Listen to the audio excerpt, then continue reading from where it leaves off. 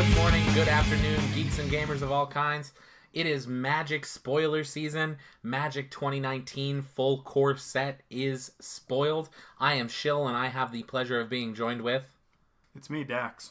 Yeah, good old Dax. We're going to talk some Magic. You ready? Oh, I am. I'm ready. Oh, yeah. So, Magic 2019 is fully spoiled.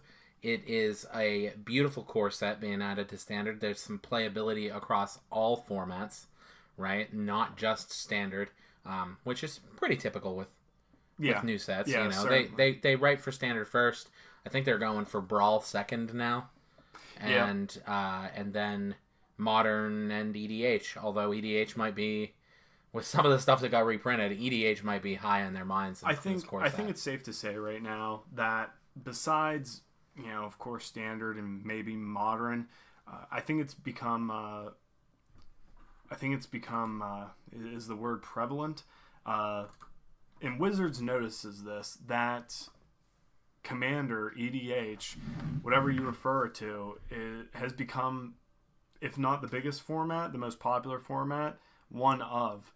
And we were just talking about this week as we were playing, a few games with the guys, but we're starting to see some of these prices of these cards skyrocket, go up in price. And the thing that's crazy about it is, even before the introduction of EDH, before the masses of MTG fans even knew about that format, EDH, you were either playing Standard, Modern, or Kitchen Table Magic, or maybe even Legacy. And one thing that tends to make cards go up in prices, of course, is the popularity of it. And by popularity, we mean, is it being used in decks? How many decks is this card being used in? And how many of this card is in this particular deck? So, for instance, very beloved card, Tarmogoyf from Future Sight. That's a $100 card, and reason being is because in most modern decks, it is a 4 of. So, and it's a very powerful card. But now we're getting to the stages where, again, you're only seeing these singleton cards, even from our past sets, that are just jumping up in price, and that's just from a single card alone. Right. Well, yeah. Something. So we'll just dive right into a card that got reprinted recently. The core set, they announced that Crucible Worlds is being reprinted in 2019. Yep. And even the reprint at pre-release pricing right now is $35. How much was it before that? It was like had to have been maybe much higher than that. Yeah, it was. And this is only a card that is being played more so just in Commander. Right. Just in Commander. Commander decks that sacrifice lands and search for things, right? Mm-hmm. Like what makes me sick to my stomach is the fact that I think altogether we had over 10 copies of Crucible Worlds, the gang. Yeah, the gang. Yeah. And I know for a fact the Crucible Worlds, I think, was easily over $40 to $50 months ago, like just a couple months ago, and it made me sick to my stomach. Right. Yeah, I totally get that. I mean, but like the reprints are great. Mm-hmm. And I love it when, high value cards, Wizards takes care of the more intense competitive player and reprints this stuff, you know. Obviously, for obvious reasons, they're not going to print anything on the reserved list, which is great. I'm all for adding some more cards to the reserved list. I think we discussed that they announced a whole set is getting added to the reserved list. Yeah. But like Death Baron. Yeah. Death Baron being reprinted in 2019 is awesome. I have to say that is one of my favorite cards because I love zombie tribals. Mm-hmm. And for 3 mana, 2/2, giving all your zombies +1/+1 and death touch is awesome, and it works for skeletons too. I don't know if anybody plays tribal skeletons. No. But like that might see some play in Standard. Well, it might see play in Standard, but I'm thinking constructed. Like draft. Yeah. Easily. Yeah, because Diregraph Ghoul, the 1-drop 2/2, is getting reprinted there as well. Oh yeah. To have a 1-drop 3/3 Yeah, that's something. that is in constructed play. Yeah. I mean, that's reassembling skeleton is back for constructed. I think those are going to be really strong. Yeah, cards if you in pull that this format. card out alongside all those, I mean, I don't see why anybody would pass up the opportunity of running that in, say, draft or even constructed. 3 sealed packs. Death Baron Zombies not too long ago during the Amonkhet set was a powerful and very aggro deck. Do I think Death Baron might be out of the range of possibly bringing back any type of zombie deck? I don't know. We would have to see in October what we get out of the return to Ravnica. Return. Yeah. Yeah, but it's cool. It's cool when stuff that is good in any format gets reprinted, like Scape Shift. Yeah. Scape Shift and Crucible of Worlds in the same set. Yep. I know. Even I might pronounce this wrong. Omniscience? Yeah, Omniscience. Yeah. Omniscience. Again, that's another card typically played in EDH and whatnot, but I'm pretty sure that was a expensive card. I want to say easily like 15 or 20. Honestly. Really? I think. I don't think it shot up that wrong. high, but I could be maybe wrong. I could be wrong, right? But one thing I do like about this set is the fact that they are, again, they're putting out some good cards that could be used in standard. Like Shill said, it looks like it's a great core set across all formats, which is why I think personally this core set is by far the best out of, I want to say, the last of the core sets. I mean, I think we've gone maybe 2-3 years without a core set, the last one being the one that was centered around Magic Origins was the last Magic one. Origins. I thought that was 2016. Yeah, and that was going to be the last, quote unquote, last of the core sets, because the core sets did not perform or didn't get the results that Wizards of the Coast wanted. But what I love about this, again, like Shill exaggerated, it stretches across all formats. There are cards in here that are going to be good in Modern. Legacy, I don't necessarily know. Maybe Modern, Standard, EDH. For instance, I'm going to pick up on one right now. Isolate. This is a ridiculous instant. It's for 1 white. Exile target permanent with converted mana cost of 1. Right. Now, do I necessarily... Permanent. Oh, permanent. Permanent. Even more ridiculous. A permanent. So for all of you who are having problems with those Death Shadows decks and whatnot, I mean, this card is absolutely ridiculous. I'm trying to think of all the 1-drops in Modern right now where this would just wreck face. Is it Aether Vial? It is. Aether Vial is a 1-drop. So Yep. That's being used in humans right now. Yeah. As I believe a 4 of. Yeah. So that's this helps you solve the Aether Vial problem if you didn't already have a solution. Mm-hmm. I mean, I know there's stuff out there that can destroy permanents, that destroy artifacts for 1 mana, but are they instant speed? You know what I mean? Exactly. Like Smelt is the one that I can think of off the top of my head. Another crazy 1-drop instant that's coming out. For those of you who are just sick and tired of the Eldrazi Tron decks, and Dampening Sphere isn't necessarily the answer that we thought we wanted, and it turned out it wasn't going to be. But Infernal Reckoning, this is a 1-drop black instant, exile a target colorless creature, and it gets better. You gain life equal to its power. Wow! How did I not even think of that? Isn't that ridiculous? Wow! I looked at that card and I read the flavor text. Yeah. And it's obviously talking about the Eldrazi. Yeah. But I didn't realize that is an answer to even Emrakul. Yep. Now, these are, I think both more so, are going to be, especially the latter, the Infernal Reckoning card that I just read off, is going to more so be a sideboard card, of course. I see Infernal Reckoning easily going into Mardu Pyromancer, a top, tier 1 deck in Modern right now. I can easily see this being a 2 of right on the side. And again, with the with the interaction with your Pyromancer, the fact that you get to not destroy but exile a target colorless creature and gain life, and then in turn triggering the Pyromancer, you get a 1/1 elemental token. Again, it's unreal. It's absurd. So I definitely see this as another card that's going to make its way into Modern as well. One thing that I'm really excited for that's going to probably see some play in Modern is Alpine Moon, 1-drop red enchantment. Absolutely. Says that it enters the battlefield, choose a non-basic land card name, and then lands your opponent's control with the chosen name, lose all land types and abilities, and then they gain add 1 mana of any color. I see this shutting down shocks or fetches, whatever folks want to use to shut that down, right? Because people in Modern play shocks not because they play them because they help fix the mana, but they also play them to thin out the deck. Yeah, absolutely. Right? That's more so the main purpose of. And if you can't do that now, then that really, most people run 4 of the fetches, right? Yeah. Or typically, more, to mix and match them. Yeah, it depends on what, the main color. I know, for instance, take Mardu Pyromancer, for instance.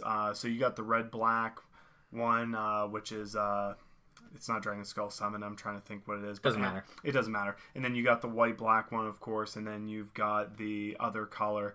They may, in turn, depending on what color they have more of in the deck, total, you might see 9 fetches. Yeah. And all, and whether that's 3, 3, and 3 for all 3 of those lands, or whether it's 4, 3, 2, whatever it is. Whatever they decide. Yeah, exactly. But that's 9 cards that they can. Obviously they have different names, but But even still, you run 2 Alpine Moons, and maybe even just as a sideboard card, you basically shut down their deck and slow them down and slow down their card draw. Right? Yeah, because they can't thin out their deck. I also think this is a fair card because there's a lot of people who are kind of upset at this card. They not too long ago they just printed a card that was like this. It was kind of like Blood Moon, but it wasn't Blood Moon. It was like a pseudo one, and people were upset about that one, but people saw it as fair. But I do see fairness in this card. Despite the fact that when you choose a non-basic land, and those lands basically get hindered because they're not doing exactly what you want them to do, at least this card replaces that subtext from that land saying that, hey, you can add 1 mana of any color. So I think that's where it becomes fair in turn now. Right, I agree. I agree with you. Now, Tron, yeah, this is gonna mess up Tron. No doubt in my mind. Absolutely no doubt in my mind. Let's get into some sleeper cards. Shell, what are some cards that you see in here that are absolute sleepers that you don't necessarily see a lot of talk about, but where you actually think it's going to have, it's going to be viable across some formats? Wall of Vines. I understand this is your house, but get out. No. Seriously though, Wall of Vines is a defender 0/3 for 1 with reach. I think that's very crucial. To you draw a card when it enters the battlefield, right? No. Oh, okay. No, you don't do anything with it. But Stitcher's Supplier is a 1-drop 1/1 black zombie that says that whenever it enters the battlefield or dies, you put the top 3 cards of your library into your graveyard. Yeah, this I think. What's the Dredge deck? Or did they unban that card? The Golgari Gravetroll? Yes. Yeah, they unbanned it. Yeah, so now you're gonna see play with this and that deck. Yeah, most certainly. I'm trying to think exactly. I know Hollowed One is a huge deck right now, but it more so is all about discarding cards. Right.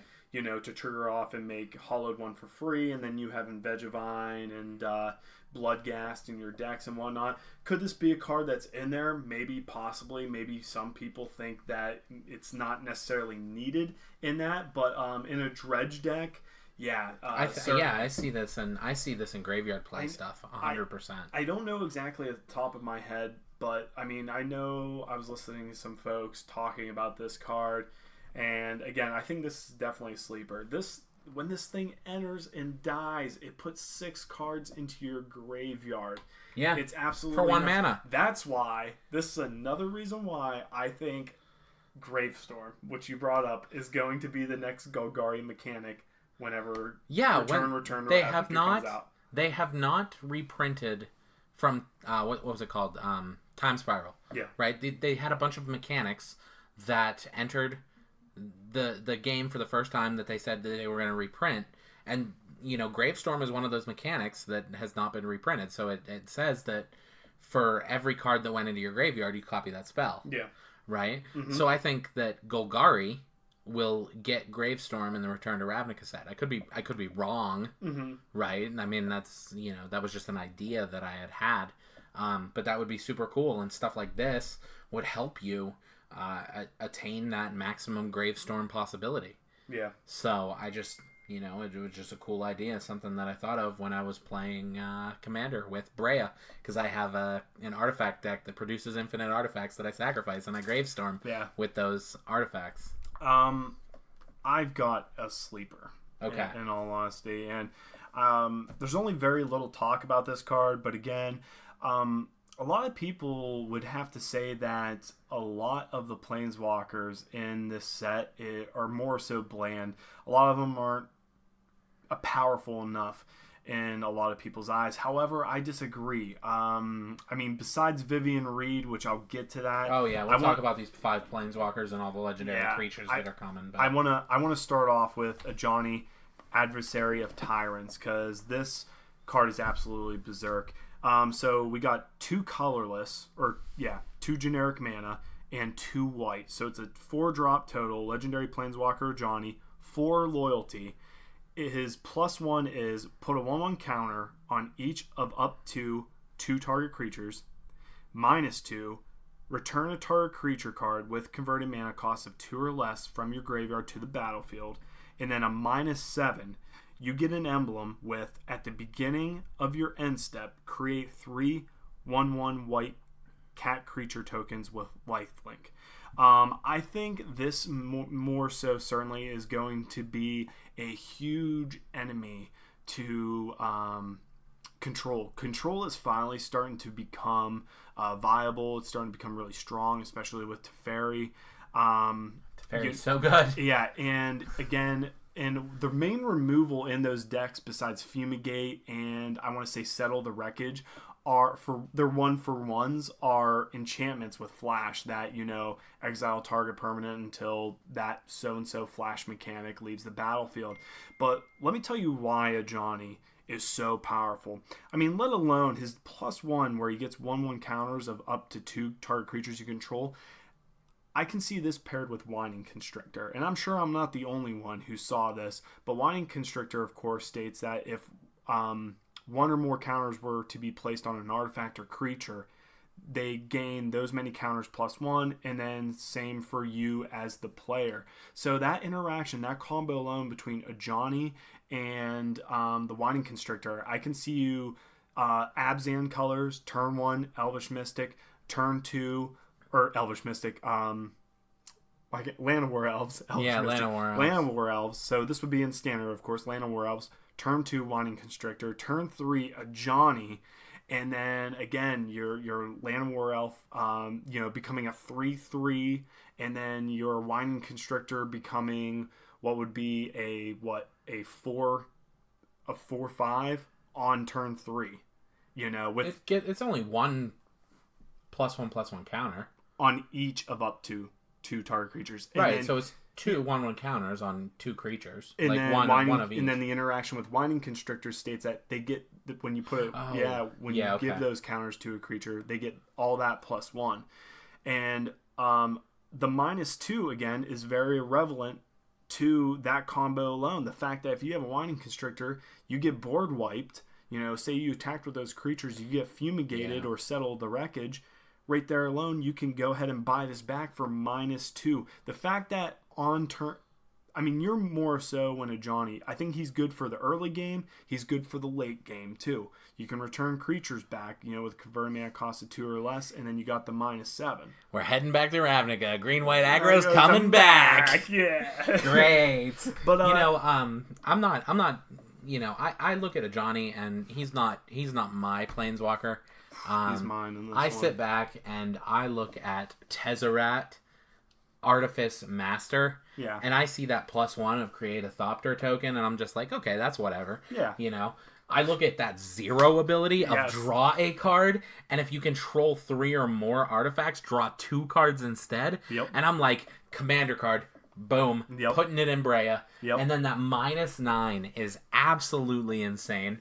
You get an emblem that states at the beginning of your end step, search your library for a permanent card, put it onto the battlefield, then shuffle your library. Yeah. Every turn. Yep. And then, not to mention that here's the litmus test for whether or not a Planeswalker is good. If you have Doubling Season on the field, you can play him, do his ultimate ability, and he survives. And of course, people will see this in Atraxa too. Yes.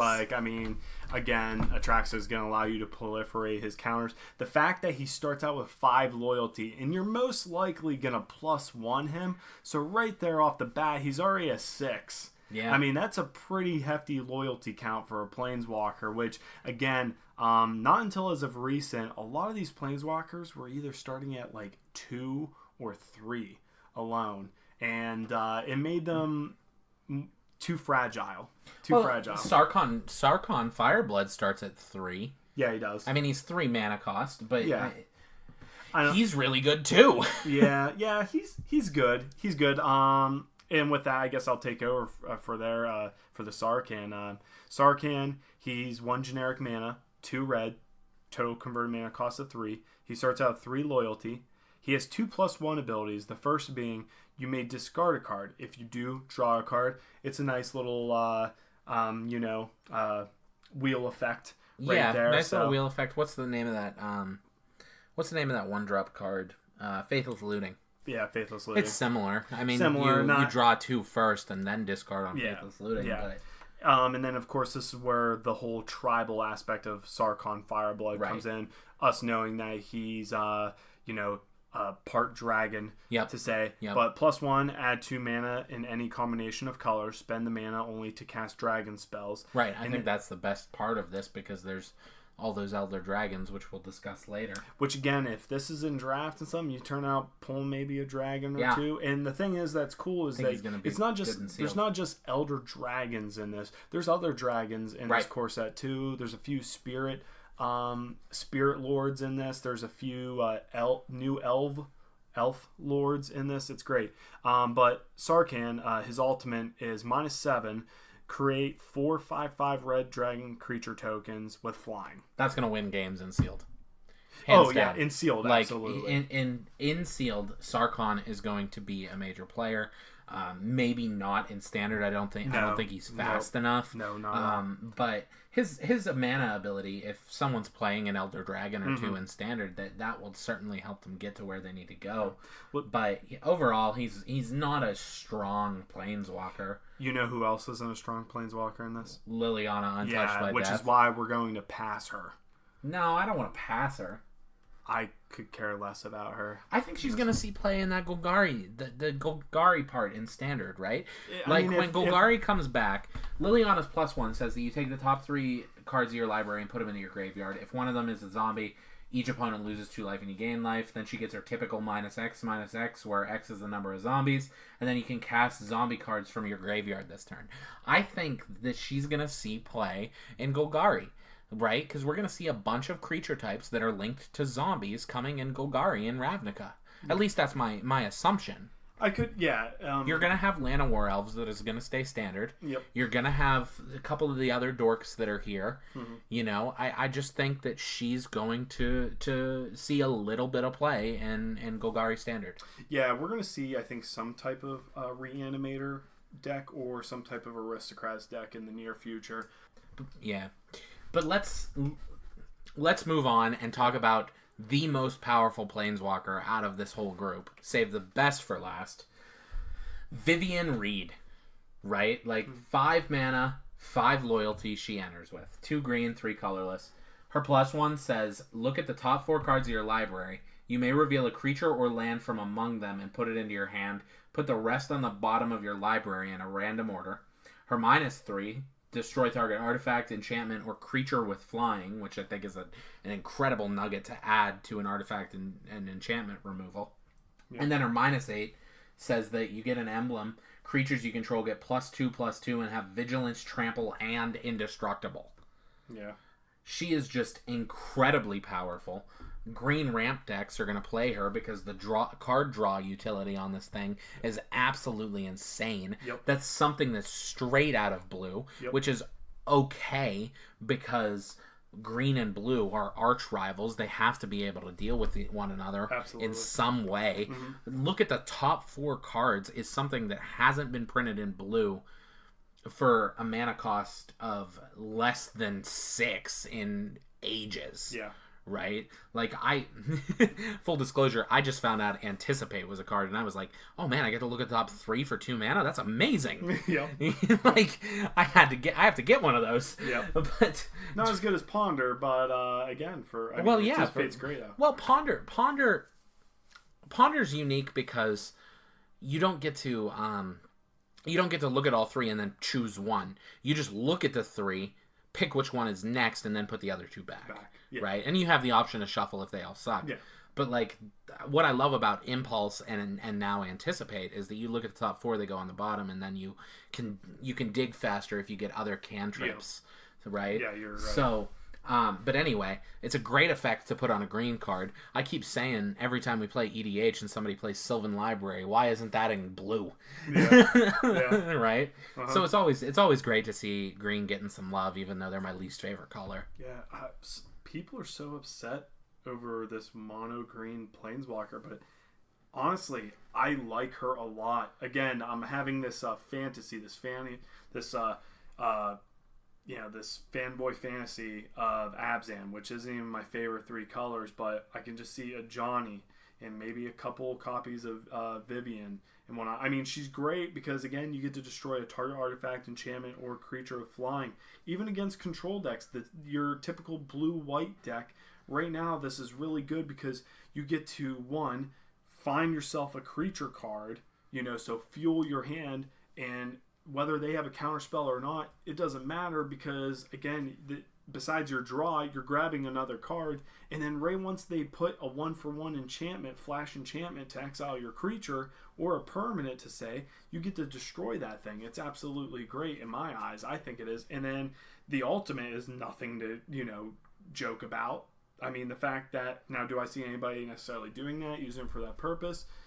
I think there's a lot of things in Standard that would more so keep her away from doing that, but if you just have the chance to do that and you want to, hell, go ahead, grab yourself an emblem, give all your creatures +2/+2, make them vigilance, trample, and indestructible. Ridiculous. You know where I see her seeing play? Where? With Arcadis the Strategist. As in an EDH deck, or just so happen being in the same deck? I mean, I think Standard could pull it off. Yeah. Being that they have a powerhouse like Wall of Vines. I was just going to say, man, you really want Wall of Vines to be viable, don't you? No, but okay, so we'll move on to these Elder Dragons. I do think that she would be viable in like a Defender-esque mid-range deck with this Elder Dragon. Yeah. Right? Like, so Arcadis the Strategist says that whenever a creature with Defender enters the battlefield under your control, you draw a card. Each creature with Defender assigns combat damage equal to its toughness rather than its power and can attack as though it didn't have Defender. Okay? Mm-hmm. So it's got Flying and Vigilance, and it's 4 mana, which is cheaper than that Planeswalker. She's at 5, so you could have Arcadis out, and then you start to play your Defenders and start to gain traction by drawing cards with Defenders, drawing cards with Vivian, and you just start slapping stuff on the board, right? Like in a good mid-range deck that doesn't have gas as soon as the game starts, and it risks control getting too strong. But you sit back and you have these cards with Defender. The typical control player who may not be well versed on what your deck is sees that and they're just like, oh well, that's not a big deal, unless they know exactly what you're playing. So I mean, I think that Arcades might be a good strategy, unless you're playing in Brawl. Yeah. Right. He might see more play in Brawl. I don't know that there's a whole lot of Defenders in Standard. I'm not incredibly well versed on that, so I don't play Standard. yeah. So, I mean, out of all these, what's cool again is, from what I understand, and I'm not too familiar with the story of all these dragons, but a lot of what their abilities are or what they do, the whole card themselves do, relates to the stories that surrounded them. Like, for instance, Chromium, the Mutable, I think is one of the most profound ones, where Chromium had the ability to turn themselves into a human, to disguise themselves. It just so happens, by discarding a card until end of turn, Chromium the Mutable becomes a human with a base power and toughness of 1/1 and loses all abilities and gains hexproof. It can't be blocked this turn. So once again, it just, I don't know. I think it's really cool. I think Magic has been on point when it comes to the flavor. Yeah, I do too. And we can talk about more of these Elder Dragons, and you mentioned the lore. I mean, all of these Elder Dragons were killed at the hands of Nicol Bolas. Yeah. Right? And that's great to see him present in a set as Nicol Bolas the Ravager. He's a 4-drop 4/4 flyer. Whenever he enters, each opponent discards a card, and then you can pay his Planeswalker-esque mana cost and exile him and return him onto the battlefield transformed into Nicol Bolas the Arisen. So, with that said, do you want to take back your comment by saying Vivian Reed is the best Planeswalker in this set? Well, maybe. I mean, I look at him, though, and I think that the Planeswalker itself is 11 mana. Yeah, true. Right? Like, I can't get behind it. Yeah. His abilities are amazing.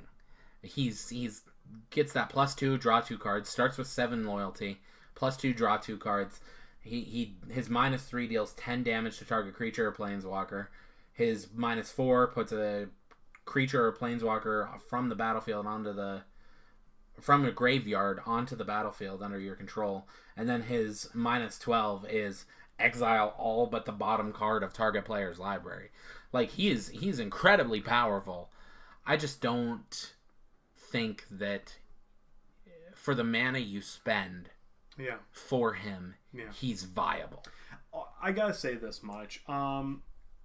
Modern playable, nah, that 7 is too much, I think, for modern. Again, just to flip him. Could I see this? Could we see this in Standard? I think it's really possible. I think when it comes to the Grixis colors, you having him as a creature, again, to enter the battlefield and him have that Relentless Rats type of effect where you make each and every single one of your opponents discard a card is awesome. 4 for 4. 4 for 4 is great. Yeah, 4 for 4/4 flying is everything but vanilla. And now I think where Nicol Bolas is going to shine when it comes to a Grixis deck, if it is viable, in fact, to pay that 7 to activate that ability where you flip him over to his Planeswalker side, it's going to have to be when that person is in a comfortable state. That's true. I'm not going to say that, are people going to do this immediately when they, on the very turn, say they hit their 7th land drop on turn 7? No, don't necessarily do that. But I think Nicol Bolas the Arisen is that runaway card. He's a game winner for sure. Yeah, I really believe that if the person is comfortable at the time, and granted, I mean, there's still a lot of great board wipes out there. There's the it's a 3-drop. It's kind of like a Anger of the Gods, but it does everything but the exiling. And I know you can discard it to draw a card. I forget what it's called. It's like Sun Scorched or something like that.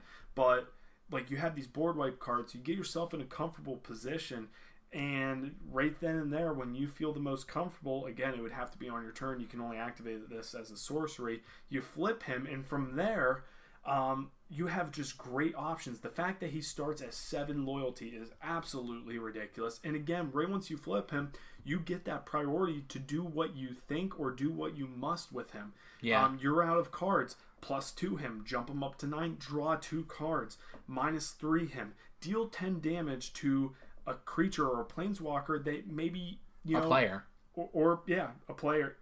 Or no, it doesn't say player. Oh, it says planeswalker. Yeah. I was about to say, holy crap! Like, it's a lot better. I thought it was player. But I mean, even so, you couldn't get rid of that Teferi. You didn't necessarily have the answer to him or that pesky creature right there, right off the bat. -3 him, or you just return a creature for -4. It's absolutely absurd. Yeah, there's some good utility in Grixis control for standard almost all the time. Yeah. So you might find yourself in a good position to close a game with this. It's one of those scenarios that we'll just see how the format evolves and see if they can do it. Yeah. One thing that I do really like is I really like the Elder Dragon, the Jund one. I don't know how to say his name. Via Victus Asmati the Dire. Yeah. 6-drop, 6/6 flyer. Whenever he attacks, each player chooses a target, or I'm sorry, you choose a target permanent that player controls, and then they sacrifice those permanents, which is crazy. You don't very frequently get to choose a sacrifice for a player. But then when they sacrifice that permanent, they reveal the top card of their library and put it onto the battlefield if it's a permanent. I mean, that's risky, I think, in some ways. But then in other ways, you look at that and you could start destroying lands. Absolutely. You could start destroying artifacts. You could start destroying enchantments. Anything. Planeswalkers. Yep. Right? You choose a permanent and destroy their planeswalker. Yep. And it states that when it's attacks, it doesn't have to hit for that ability to trigger. I just think that's going to see a little bit of play in some format. Maybe Brawl. I think Brawl would probably see a good deck built around this guy. And then the other one, Palladium Moors, the Ruiner. Flying Vigilance Trample is always a great combination. 6 mana, 6/6. Has hexproof as long as it hasn't dealt damage. Yep. Which is incredible as well. The Elder Dragons, what's it called when they print 5 cards? Cycle. Yep. The Elder Dragon cycle is a really great cycle. I think they're going to see some Brawl play for sure. Absolutely. They might see some commanders built around them, and I'm excited to see what the format does with them. Yeah. I'm trying to look at some other cards right now. We spoke about Thud off the air. Yeah, Thud's neat. Thud's neat. It's it's at sorcery speed. It's essentially a fling, just a sorcery speed, but it costs 1 less. So that's pretty cool. I'm trying to look and see some other cards that I Gutter Snipe is back. That's going to see some play. That's really cool. That's really cool.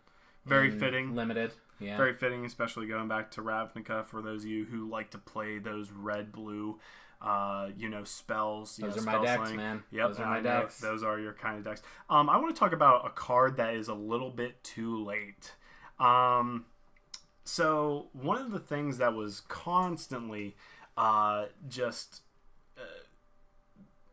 don't want to swear, but what a lot of people were having complaints about when it came to Kaladesh, everyone thought the Kaladesh mechanic, the overall mechanic of gaining energy was really cool. And I'll say that myself, but there was no cards where it allowed you, or no creatures that allowed you to deplete anybody's energy.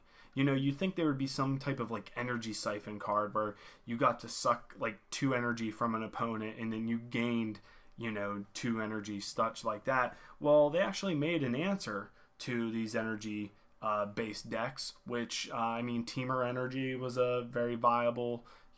Green black energy, green black energy was another one in standard about a month or 2 ago. But of course, those decks are more so long gone. But here's a card that would have it would have been perfect in Ixalan, the set that came after Kaladesh. Sun Cleanser. 1 generic, 1 white. It's a 1/4 human cleric that resembles the art of Ixalan itself. Human cleric, when it enters the battlefield, you choose one.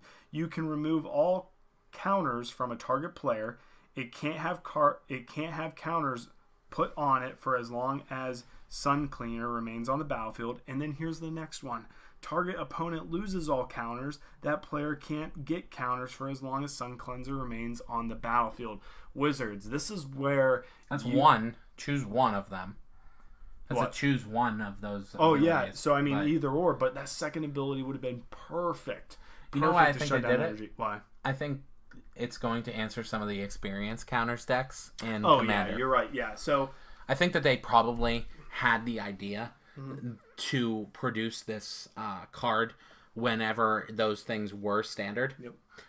Because it does resemble like an Ixalan art, or what was it? It was This would be good. what was against this Gave. where they went to? What's Amonkhet? Yep. This resembles an Amonkhet art style a little bit more than an Ixalan, but this would have been great in standard, and maybe they did originally print it for that, and maybe it was just a little too powerful, so they took it out and added it later. Yeah. That's what I think happened. Yeah. This is definitely a Gave hate card. Oh yeah. I mean, granted, you can sack Gave, but I think if I'm reading this correctly, remove all counters from target creature. So you... maybe you would say name. Because what happens if they sack Gave, and then they play Gave again? Right. They wouldn't be able. He would get around back. it. Right, because it's the target creature. Yeah, It's so in that one instance. But if it said name a creature, if it said name a creature, oh my goodness, this Goodbye, would see so Dave. much play. Yeah, this we've got a good buddy of ours who he's got one EDH deck and it's Gave, and I just asked him last night while we played a few games. So how many combos are in this deck? Like, because it seems like every third card in that deck probably interacts with one another, and I guarantee you there's at least over 10 or 15. No, 10. Yeah, well, that's my 15's too much, Mizzix. but 10. My Mizzix deck is that structured that way as well. Yeah. There are interactions in there that I'm still not fully understanding. No. There's so many interactions between those cards that I could just deal infinite damage in different ways. Dude, Demon of Catastrophes. It's a 4-drop. It's 2 generic, 2 black, 6/6. As additional cost to cast him, you sacrifice a creature just once. It has flying and trample. Broken. Dude, where is this? I'm telling you right now, aristocrats. Because you've already got quite a bit of cards out there. I know you got a vampire. I'm telling you, there's an aggro deck in black coming. Yeah. There's a black aggro deck coming. Yeah. So, since we're talking about broken, we might as well close on the most controversial card in the set. Let's hear it. So, Wizards announced that they brought back the Buy a Box promo, and it's really ticked off some standard players because they can't pull this card in packs. It's an instant. Nexus of Fate is a 7-drop, instant speed, take an extra turn after this one.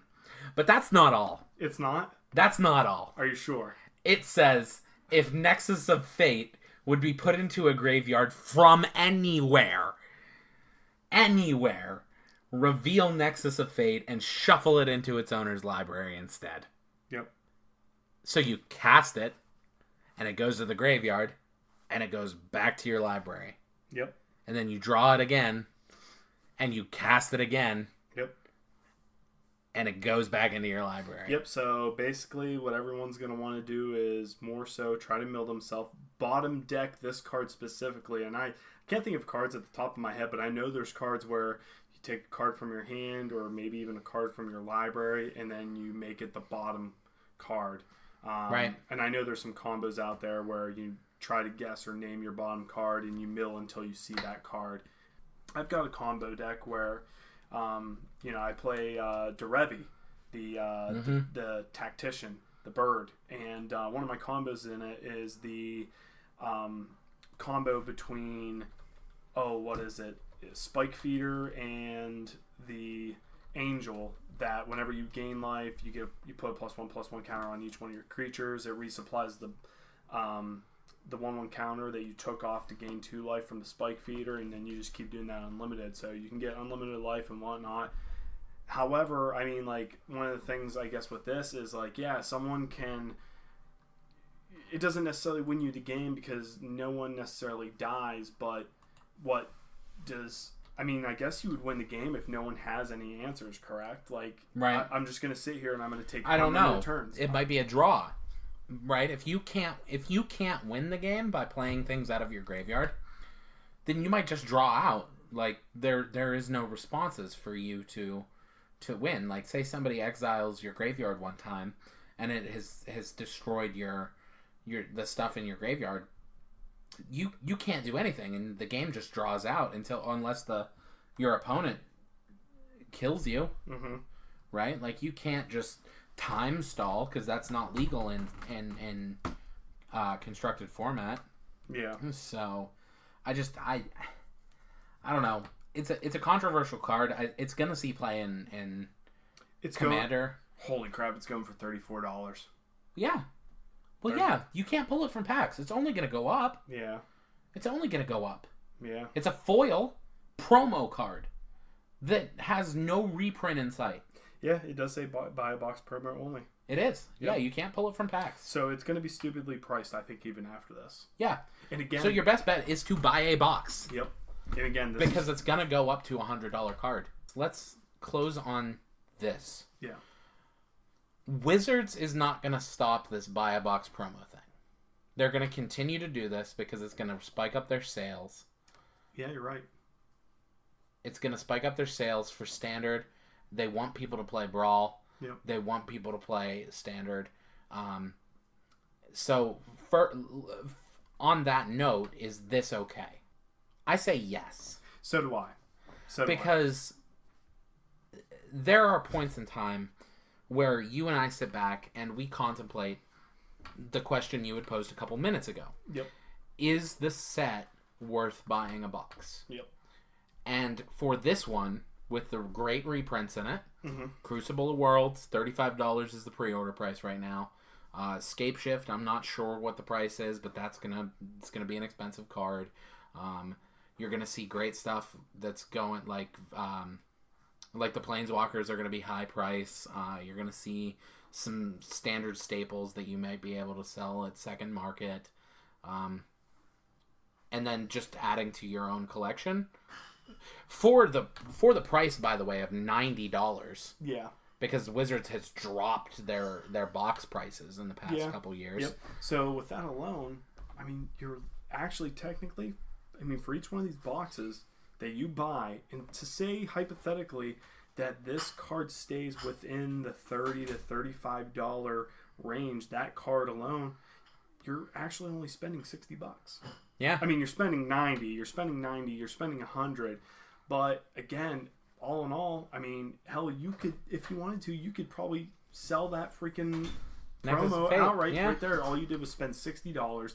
And again, I think there's a lot of cards in here that otherwise, if you would have made this anything like Origins, that core set, or anything before that, I would have said hell no. Right. There's something different about this one.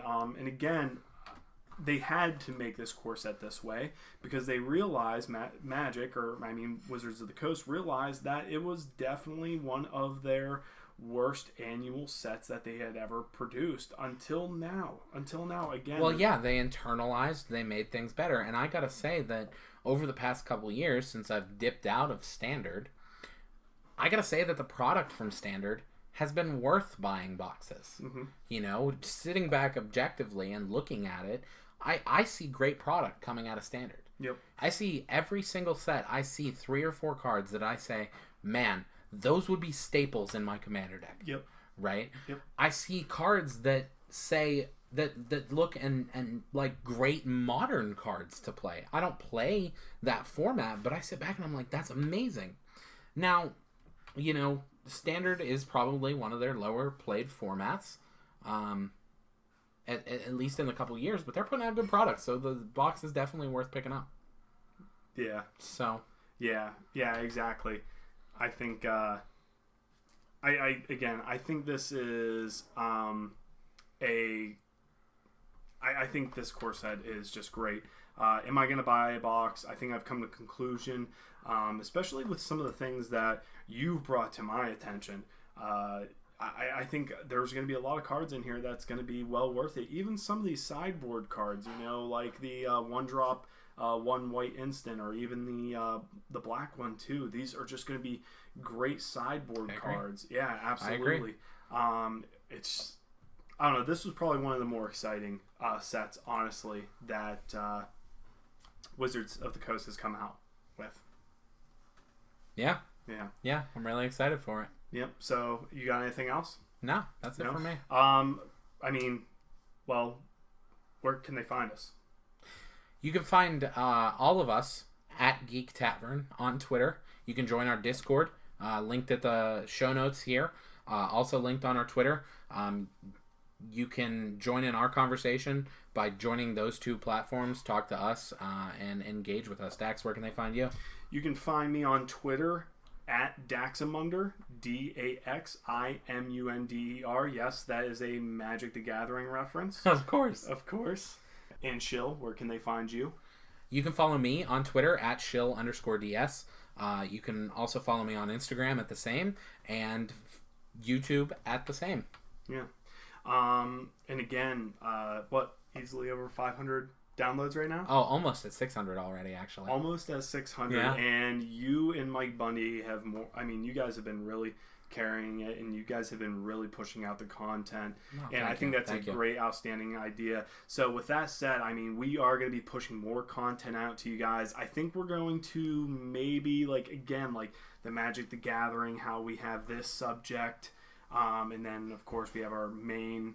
video game stuff. Maybe we could see this as a sister to maybe the show, or even the same thing, with Geek Tavern Radio. Who knows? Yeah. Who knows? The possibilities are endless, but we want to thank every single one of you out there. Again, I know we say it a lot, but it's absolutely the truth. So I think with that said, it's time to go, and maybe for us, maybe we'll play a few games of EDH ourselves. For all you Magic the Gathering fans, thank you.